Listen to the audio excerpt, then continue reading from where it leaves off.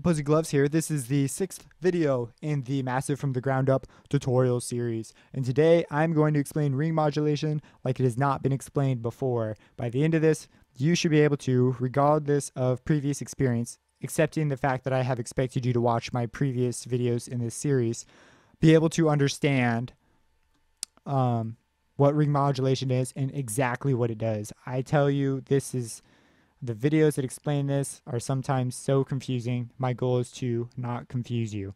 So we're going to start right off the bat by just explaining what the buttons do. So this is the modulating oscillator. We are covering just ring modulation today.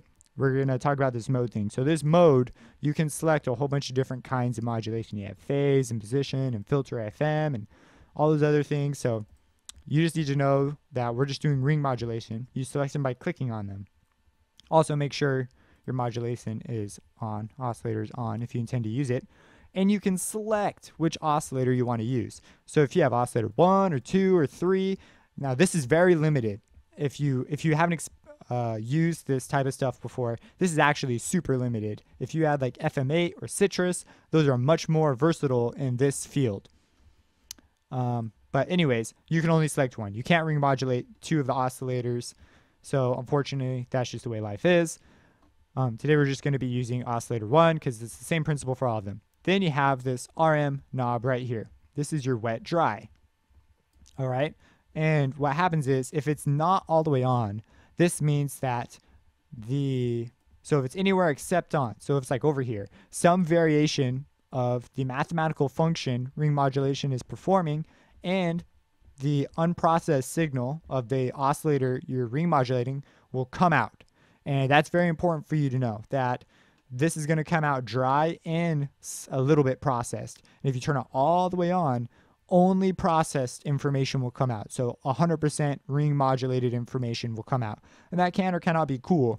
And you can link macros down here. And now these macros are relative to this mode.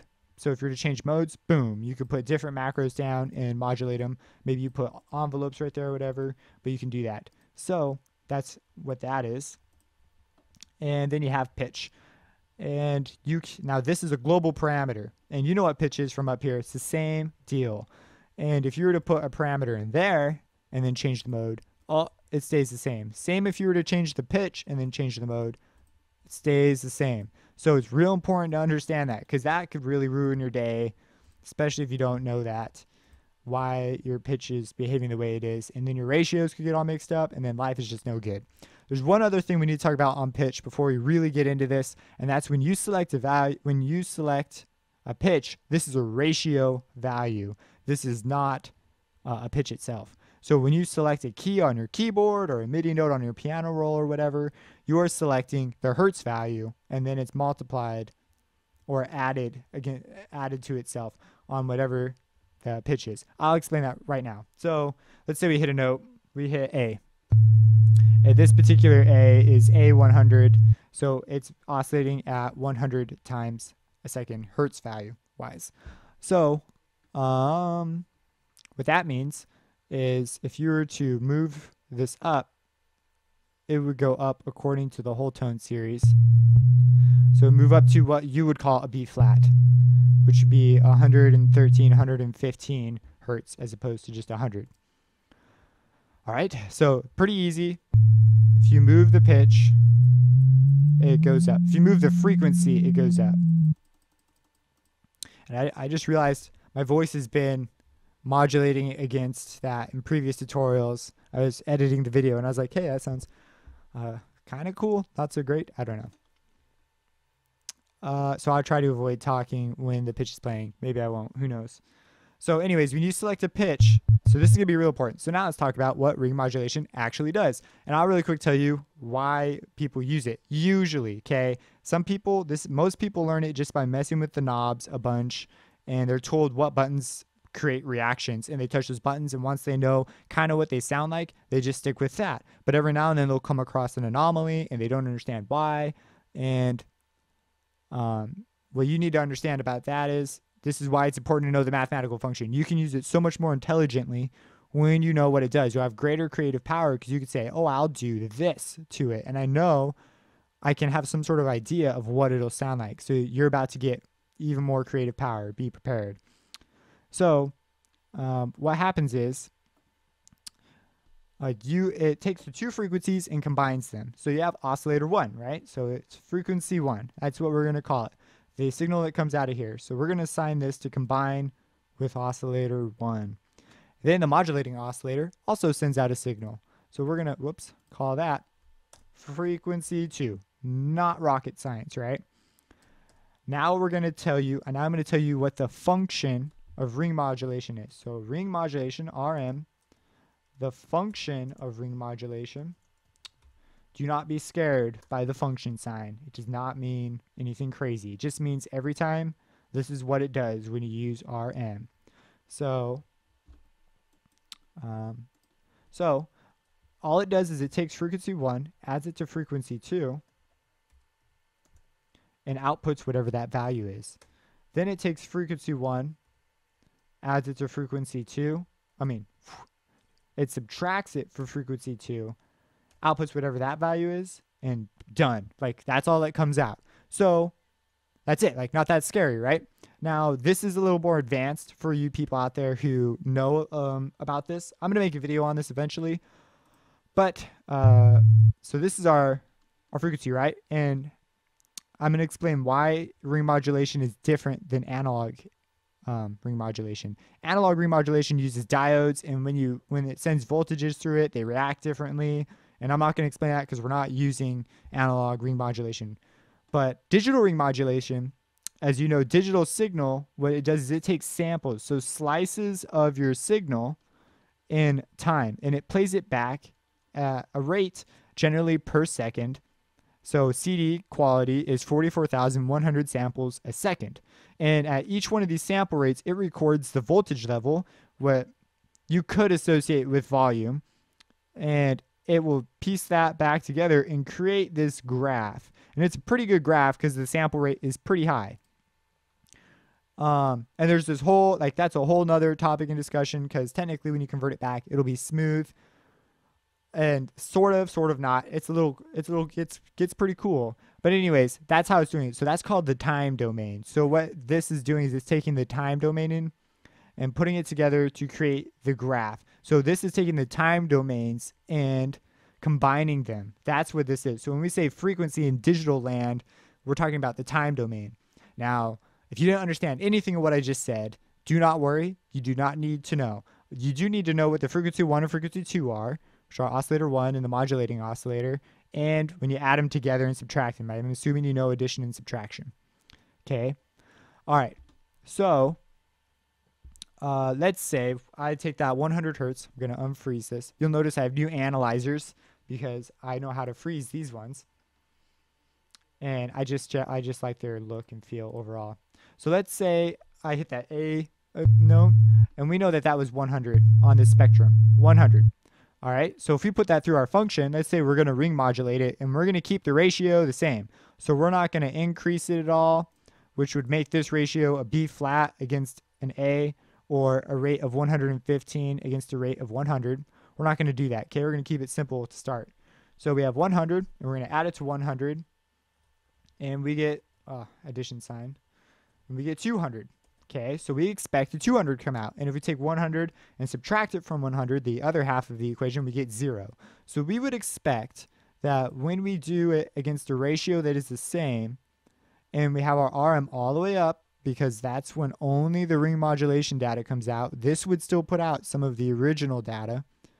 When we have it all the way up, and it's going against our oscillator 1, we would expect that this value would go from 100 to 200. So I'm going to hit that note, and we're going to watch it go, and we should see 2 peaks.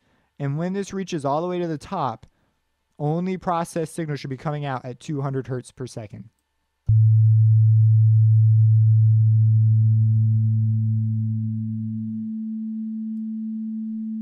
And bang, and it is at around 200 hertz per second. I didn't do the best measuring of the graph. It may have been 110 or 105. But anyways, it's double the frequency, and it totally obeyed the rules of our mathematical function. And so that's what's happening. That's what is going on every single time. So if we were to take that same note and we were to increase the ratio by 1, we'd get some, it would not be perfectly matched. So we'd get a sort of wobbly effect because the differences would change. Think of it like this. If you have 10 plus 10 and 10 minus 10, you get 20 and 0. But if you had 10 plus 3 and 10 minus 3, you would get 13 and 7. So there's a ratio value change here. So now we're going to get two frequencies as soon as we move off of something that is a duplicate of our original signal. So we have our A. We go up 1. Oh, look at that. And we have some low end happening here. It's so low that we can't really see it right now. And you'll notice that as we get closer to the perfect duplicate, which in this case would be 200, they get closer.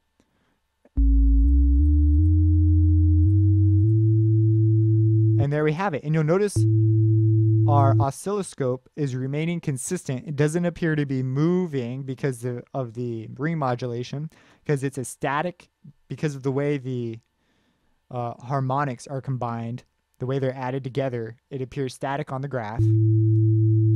And you'll notice that we have a 100 and a 200 hertz value.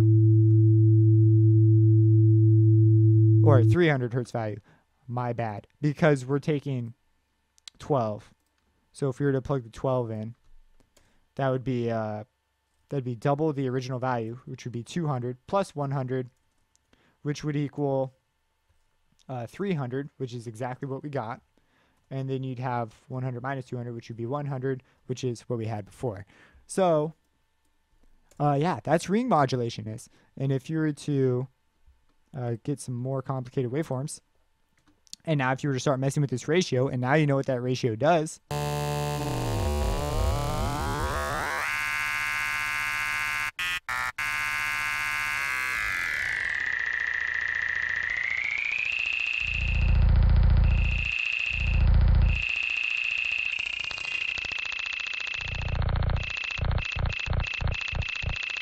So yeah, just really interesting things. So if we took like some envelopes, now we're going to get a little crazy here. And we're going to make it sweep through all of them over time. And we're going to change it to do a bend plus thing. Since I haven't shown you what LFOs are yet, I'm going to stay away from LFOs. So let's go to a extreme. No, we don't want extreme. There we go. That looks good enough for me. Turn it up to infinite, turn the attack down, level down, turn the decay down. And so we're going to take this and apply that to our intensity. We're going to make it do bend minus.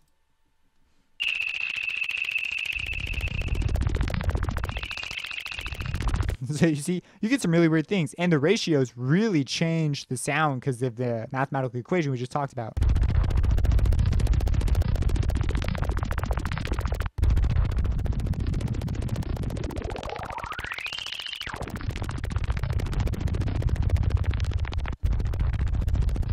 Let's change the wavetable to crude.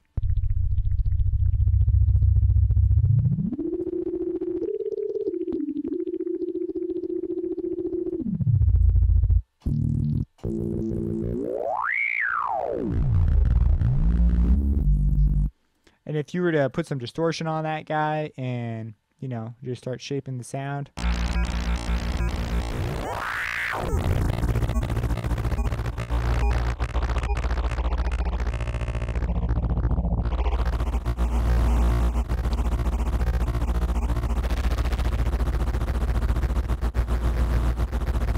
As you can see, you can start doing things real quick.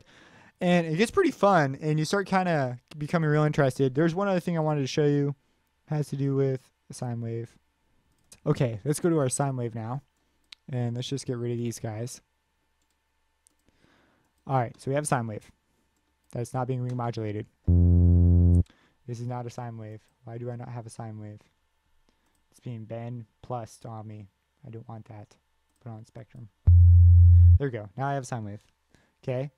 Now as to show just the ratio of the mathematical equation we have going on here. If we play this, turn the ring modulation on, it doubles the frequency, right? And we move it up, and the frequencies slowly get closer and closer till you get to 12. When you get to 13, they actually get much farther apart. But it looks like they're still getting closer, right? Well, that's because these volumes, these ratios go up. So the difference between 125 and 250 is 125, right? But over here, the distance between 1,000 and 2,000 is 1,000. You have a lot more spectrum content between here. You have as much spectrum content you have here, between here and here, this whole graph, just between these two lines. Between these two lines, all of this. So when you move it up on the ratio, it may look like they're still getting closer and closer, but this graph is not graphed like that. You do not be fooled by this. Logarithmic has it right up there, log graph. This is a graph that is now linear, which everything appears down there now. But if we change it back to log, bang. So this is a logarithmic graph. I believe I told you last time to go look up logarithmic number lines, and this is why logarithmic number lines are so cool. But this is also why we hear logarithmically, and so we graph logarithmically as well. So yeah, that's ring modulation. I hope you enjoyed. Drop a comment for me if I got something wrong, or if you think of something that maybe you wish you had known when you were learning about this stuff. And I hope it was simple enough to understand. I did get kind of crazy out there with the time domain thing, but as you look up sample rates and playback rates, you'll be like, oh, digital uses time domain. It'll make a lot more sense. So yeah, check out my music on composinggloves.com and subscribe for more if you enjoy these videos, and have a blessed day.